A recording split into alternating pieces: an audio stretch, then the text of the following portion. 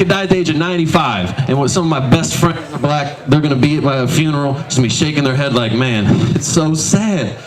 He was a cool ass white boy. Like, still? I died at 95. I can't. I'm still a boy? What the heck?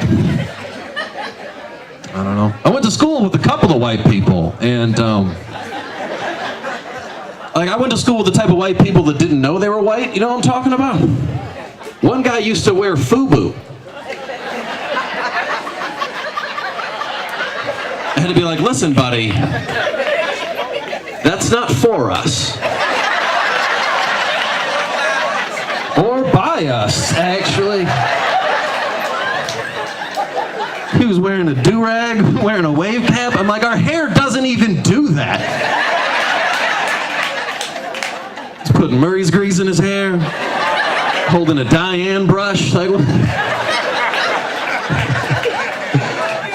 all right, I'm gonna be honest. I don't even know what those last two things are.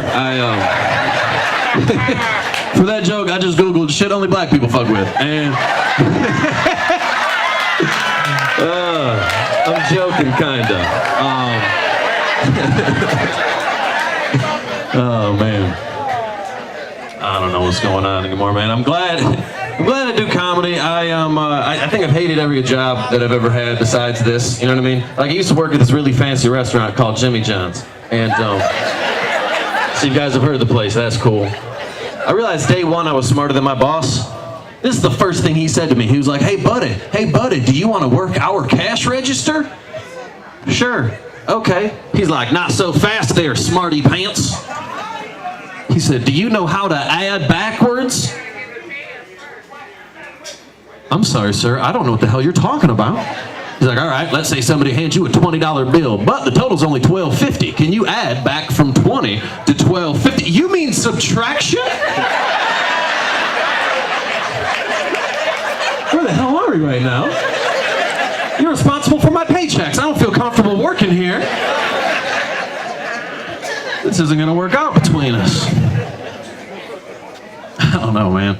Too many things bother me. I went to my grandparents' house the other day. My grandpa, I love my grandpa. I do love him. I love him a lot. But he always has to exaggerate everything. You know what I mean? Like, it's like, I know that 99% of your life was way more difficult than it is today, but let's not pick at every detail. You know what I mean? He'll give me some weird things and say stuff like, hey, when I was your age, gas was so cheap, they gave us $1. Like, shut up, Grandpa. You never made money getting gasoline. That never happened. He'd say some other stuff you probably have heard, though, before. He'd say something like, you know, when I was your age, we were so poor, we had to put water in our cereal. That's disgusting. Fun fact about cereal, you can have it plain. You guys know that? You're never too broke to have to put water in your cereal. Just take a handful and grab them out the fucking box. What's wrong with you? You don't have to make it taste worse just because you're broke. Like, that never makes any sense. Like, I don't know if you were poor. I do know you made poor decisions as well.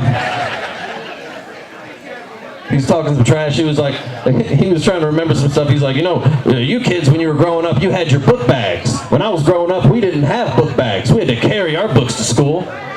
Great. Maybe somebody like you should have invented a book bag. Why am I supposed to feel bad about this? You know what I mean? Because when I was going to school, our books were heavier and we had more books than you had, Grandpa. That's true, okay? Like, when I was going to school, I used to have like 2 50-pound books per class. What did you have, Grandpa? You had the school book. Just one book called the school book, and half of history didn't happen yet, so it wasn't even that heavy. You had a 3-page book with one president. I don't care. Fold it up, put it in your back pocket. What's wrong with you? Making it way more difficult than it needs to be. I gotta be grateful, though. I gotta be grateful. I remember when I was a little kid, I always saw that infomercial on TV with the needy kids on it. You guys remember that? Yeah. Yes.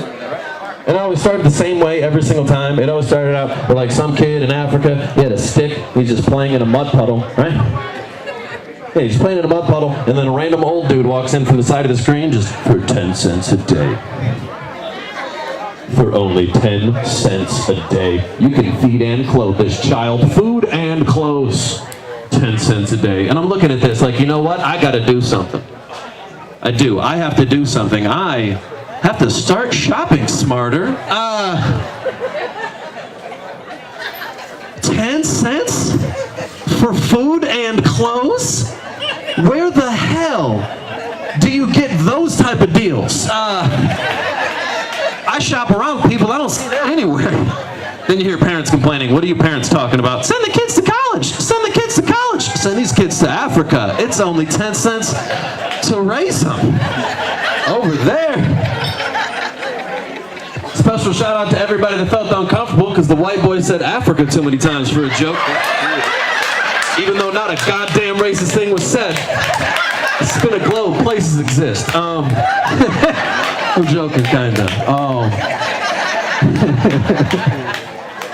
I don't know, man. I don't know. Some things do get uncomfortable, you know. Like Daryl was starting the show off. He was talking about people being racist, and there's too many white people that I'm acquaintances with on Facebook to not read it occasionally. It always upsets me because there's always the same old thing white people are repeating for years, where they get upset that they can't say the N-word, but black people can. Ever so often, another white person's like, "You're white, I can say racist stuff to you." Like, that's what happens. They just think that I'm a comfortable person they can say stuff to. Ever so often, I get the idea that some white people think they're better than black people because black people use the N-word, but white people don't. And I'm like, all right, you think that? Okay, let's have a conversation, all right? You know what? Let's be honest. Black people do occasionally use the N-word, but you know what they don't do? They don't curse when they're talking to their mother. Yeah. The black women know what I'm talking about. When I do the show in front of white people, they look at me like, "What do you mean you can't call your mother a bitch? What if she's acting like a bitch?" It seems like the appropriate word to use in that given context.